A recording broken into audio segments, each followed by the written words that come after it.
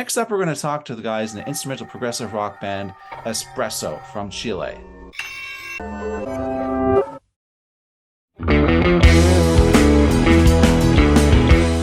Hey everybody, welcome to this Prog Chat. We've got Espresso here from Chile. These guys are a progressive rock band, and they just released a new album.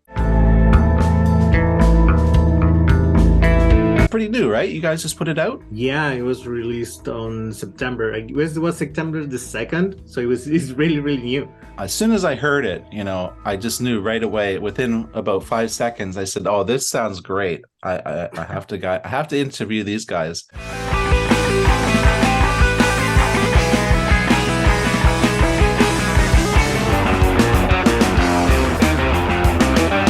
I'm sort of familiar now with some of the history of Chile, Los Jaibas.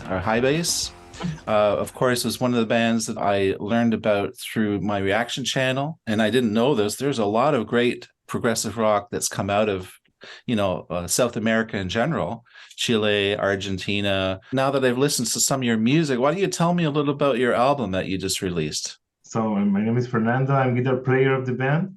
We started around in latest days of 2015, earlier 2016 with Pirino. He's a bass player, so we started a project on trio format in the beginning, and then in 2018 they joined us. Elias is a drummer, the actual drummer now, and in 2020 as Wilfredo joined us with the keyboards and synthesizers. Yeah, that's kind of the first days of the band. Between Fernando and I, we played in different bands before, so we kind of grew together playing.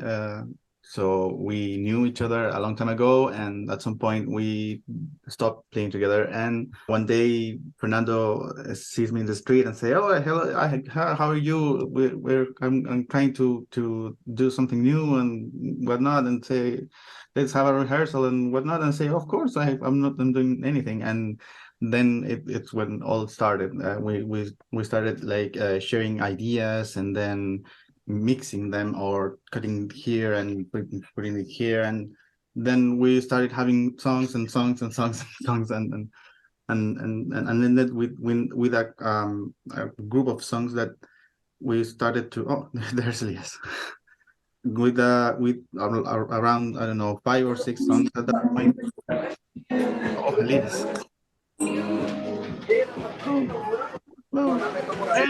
Hey.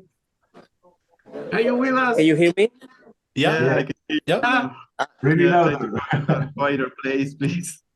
We recorded an EP that's called Pleno, and that had 4 songs of the like original 6 or 7 that we had in a trio format. And after that, Elias joined us. And like in 2022, like 2020, Wilfredo joined us. This was, in middle of the pandemic. So we were all quarantined and we just had to be inside our houses, and we couldn't like rehearse or anything.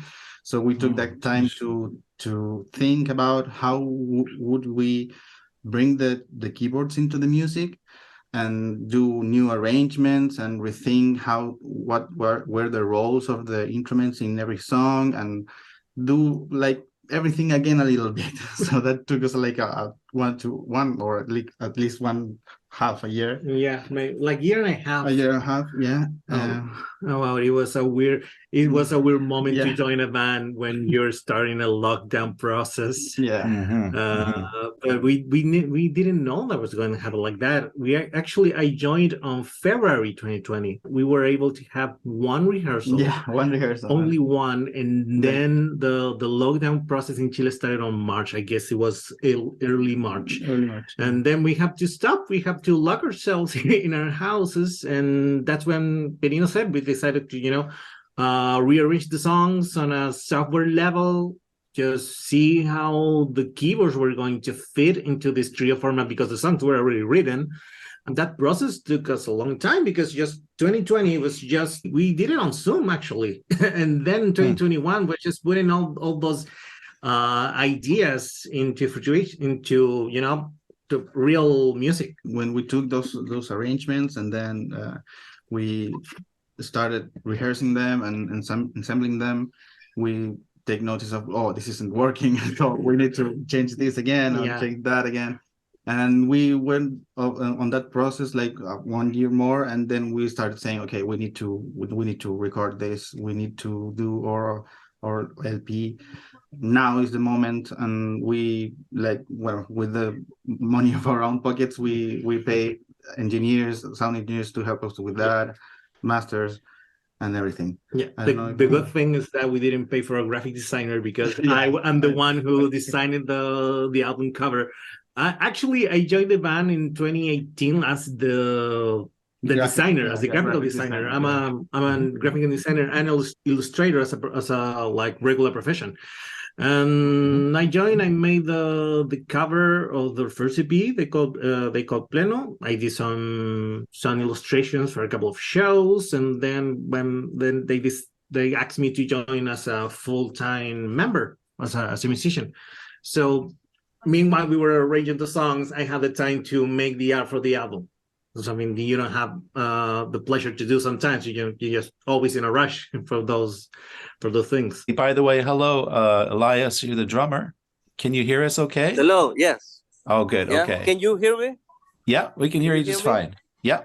Yeah. Yeah. Yeah, there's some music here. The thing is that I play in two bands. Right now, I played in Espresso and also in a Depeche Mode tribute band. Oh, okay. We have to perform like in 30 minutes, I guess. Oh, okay. And we are now in Reñaca, which is a beach and near Viña del Mar, 45 minutes near our town, Quillota. Oh, okay. So that was my next question. You guys all lived in the same, you all live nearby each other, or how does... Yeah, we live. Yeah. Pirino and I live like 3 blocks away. That's how close we are. Pirino, Elias, and myself live in Quillota. Fernando lives in Limache, which is a city like 10 or 20 minutes away from Quillota right now. But the three of them are from here. I am from northern Chile, but I'm living in Quillota right now. Tell me, each of you, who your musical inspirations are for your songwriting, for your performing, and your instruments. There is a weird mix in our band because everyone has a really personal experience in music, are really personal influences, and we mix all them. Yeah. But in the common way, there is some influentials for the classical prog bands. Probably King Crimson's one of the roots in a way to how you try to sing in music, in composition, or you mix the textures or the notes. Meanwhile, you try to create some good stuff. Yeah, that's one of our common influences. Everyone has a different personality in music. In my case, I like more jazz, more kind of in the guitar, for example. I love the work of Alan Holdsworth in some point, huge inspiration, or Joseph Triani in some points too, or Guthrie Govan, more modern music too. So I kind of mixing different styles or different colors in the case of the guitar. In terms of progressive music, I listen to what my friends listen to, and my favorite bands are the ones that everybody loves, like Porcupine Tree, Dream Theater, Animal as leaders, and that's it. I mean, about progressive, but I'm not very into other bands. I mean, I like King Crimson, but I'm not very into them, like my friends. I like other types of music too, right? I've been listening rock all my life, but and also I like pop, and that's one thing that I have in common with Fredo, with like some bands in particular, like the Depeche Mode, Nine Inch Nails, and other bands. Yeah, I'm a hardcore Depeche Mode fan, by the way, like really hardcore Depeche Mode fan. But that's another story. That's Benino. Well, in terms of composition and progressive bands, I would say, yeah, King Crimson is one of the first I could say that inspires me. Also, Porcupine Tree or Steven Wilson as a solo project. The Chilean bands like Los Jaivas, for example.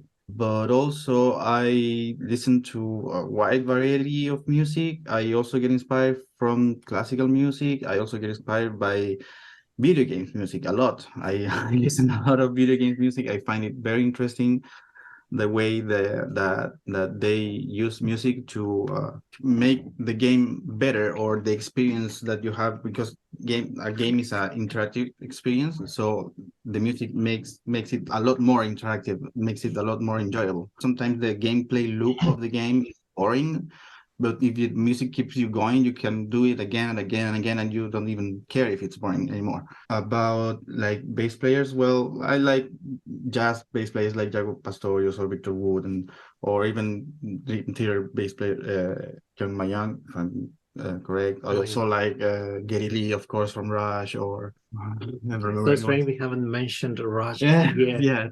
It's also Rush. a huge, it's a huge influence for all of us. Huge influence for all of us, yes. Yeah. So tell me now, why did you guys decide to have an instrumental band, and why did you not decide to have a singer? I think it's because we work a lot in instruments, use a lot of time working and know the instrument really deeply. So when you have a good level in instrument, you say, in my case, if I don't sing at the same level, I wanna try it. Yeah. I have a high standard for that. We starting to creating music in the way to try to get the piece together or try to get more scenarios or colors in music, and in that way of composition, voice or color or singing is not the first option for this work or for this album. Probably in the next steps we make the music is an option, yeah. But for this record, I think the focus is completely in the instruments and to create some colors, atmospheres, something like that. I want to add that we've talked about this many times, and one thing that we've talked is that we think that the voice is just another instrument. It could be a violin, it could be a saxophone, it could be whatever. So the voice is just another instrument. And maybe for the second record, we are thinking that maybe we can add that instrument to one of our compositions and make it a song, right? So what is the music scene like in Chile? Like, obviously you guys, your album, you demonstrate a lot of technical prowess. You're all very established, really good musicians, good songwriters too. And it's very well recorded. Obviously, you've done lots of things in the past, other projects. So what is the music scene like in Chile? Is it easy to get gigs there? Is it easy to find other musicians? Is it easy to find fans? What's it like there? I think it's easier to find fans than another bands, and then as a third level of priority, gigs. But it's specifically for this type of music, it's very niche, at least here in Chile. I think so. At least it's hard to find another bands that play this kind of music too, or similar to this. So you can, I don't know, for example, do a gig with them. So we are usually, when we started, for example, we go to any gig. It doesn't matter if it's jazz or if it's whatever music, or punk rock music or metal. We just went because we didn't have too much space in any other place. You've been in terrible places. Yeah, we've been in terrible places. So, but that's part of I think that's how. I mean, we shouldn't be selecting who hears our music. I think people need to just hear it and see if they like it or not, right? So even and happens that we go to there, I don't know, like 3 punk other musicians or a ska musician after us, or before us. and then we go and play, and people like stare at us and pay attention and enjoys the music, and it's not something like the people say, oh, this is horrible, or I can't listen to this. So we think, oh, this is okay. The people, we don't need to classify people who hear us. So yeah, I witnessed that as a viewer of the band and then as a member of the band, and it's a very strange feeling, but at the same time it's very intriguing because Benino said it, but the one show we had in last year, before us there was a ska band, sorry, and the crowd was into that a lot of the movement from ska band appreciated ska music. After that, we start playing, all the people stop doing what they're doing and start staring at us and just listen. And that's one of the most amazing feelings I had just playing here with these guys. It always happens that in any gig we've had. And another thing that I just realized that we start to build in a fan base, even though it's a very small one right now. We have heard of people that we're not friends with, actually real, it's just strangers that just saying to us, hey, your music is very good, I like it. Actually, when we were going to the documentary show we had in Chile, which was the only show they did in South America, so it was the expectations were extremely high, and Benino and I were just going to the show on the subway in Santiago, and a guy just stared at us, start talking to us, and I said, hey, we have a Prog band if you like it. Yeah, what's the name? Espresso. And just looked and said, hey, are you Espresso?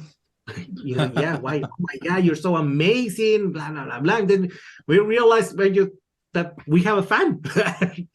Awesome. Elias, you're there in a club right now. Is it easy to work as a musician in Chile? No, it's never easy. Our faces said it all. I mean, I played in both sides of the court. I played in a tribute band and a band which it's very difficult. It has always been difficult. Pops like this one, where I'm right now. I mean, in this case, it's the first time that they have a band.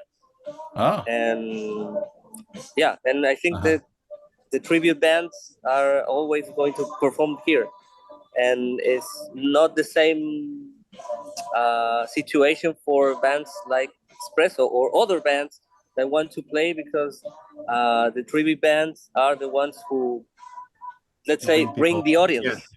Bring the audience. We usually don't take a chance on I don't think that bands that do original music. Right. Yeah. I always have that theory. It's their business, you know. If you have people, you sell beer, or your night is okay. But it's not the case of all music. Yeah. Probably they only focus on that. But I always have the theory that this happens. I don't know if this also happens in other countries of South America, but at least in Chile, it happens because we are so far away from almost everything. And so there was a time when the only way for us to listen, those bands who came from the United States, even Canada or Europe, was on the radio. If you want to go to a live show, was throughout one of these tribute bands. Those shows were the ones that gave money to the pubs and clubs, at least here. And even though the scene of original music, especially of progressive music in this part of the region, which is central Chile, is very wide, because Los Jaivas came from Valparaíso, which is like an hour from Quillota, or maybe less, like 45 minutes. So the entire that influence bomb, right, is very wide and still spreading. Los Jaivas have more like 50 years of lifespan. They're still playing. And that's very intriguing for me, because I told you recently that I came from Northern Chile. In Northern Chile, in that time, it has a lot of metal scene, like very heavy death metal scene. But and I come from a kind of big city to Chilean standards. Then I moved here to Quillota, which is a very small town, the variety of bands, especially of progressive band, was wide, and that's one of the things that amused me the most, impressed me the most. Not just the position of like the tribute bands, the ones that go play live, especially in the case of like Elias right now, and the original bands. Another interesting thing is that here in the fifth region, because Chile is a long It's divided piece of in land, It's divided in regions, which is which is divided into regions. We are in the fifth region. Something I think really special happens with progressive rock, because we have here Los Jaivas. We have another band, Congreso, which is from here, the fifth region. Another one is Trio, and those bands are very famous here in Chile and very in influential. other countries. So they are all from here. So you have Los Jaivas, Congreso, Trio, and Espresso too. Yeah. So Yeah. we are part of that. What do you want to cover in the last 5 minutes that we haven't covered yet? We recorded this album from January to we did it like a month. And through sessions we started doing on different places. Like first of all, the drums took like 2 days, the bass took it like 2 weekends, just 2 Saturdays, I guess. The guitars were recorded in half a day, like in 4 hours. Was an amazing undertaking. I cannot believe how you did it, how Fernando did it. And I recorded everything in a week, because the keyboards and had a lot of layers and a lot of things to sound designing and everything. And then I guess was like an hour, like a week of mastering, and we had the album ready for, I don't know, maybe we had it ready like in May or something. Maybe May or early June. Yeah. Then we start to just slowly uploading the singles, and then the final album we did it like like a digital release.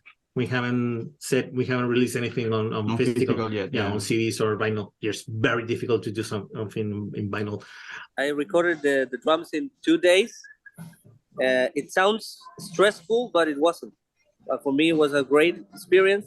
And I was thinking about the fact that we recorded the drums, the guitar, in a studio near our hometown, in Limache, where Fernando lives, in a very calm and relaxed environment. And that, for me, was the key to record a very relaxed. I mean, for me, it was a very relaxed way to record the drums. So when I listened to it, I immediately recall the time when I was in front of the drums, and I was nervous, yeah, but I had enough time to do everything that I wanted to do. So, and I'm very proud of my work, and also, of course, the work of my friends, that they did it great. I think the work is outstanding. In my case, obviously, I take 6 hours for record entire album of the guitar. So if you want to need more info, we need to get another interview for that. That was a lot. That day had a lot going on. Yeah. But the main idea of Espresso is, if you listen the music in this record, we work a lot for in live you hear the same experience, because there is a lot of instrumental bands or music. If you listen the album on a studio, there's huge and completely awesome arrangements or sounds, and then you listening live and it's the 5% of the reality. So the idea of this album and this band is the sound of the live is the same of the album. That is the most important thing of the recording. That's a lot like Rush. Rush is the same way. When they recorded an album, they recorded it so that they could reproduce it live. I feel that for the point of view of the fans, because it's really disappointed when that's not happened. Yeah.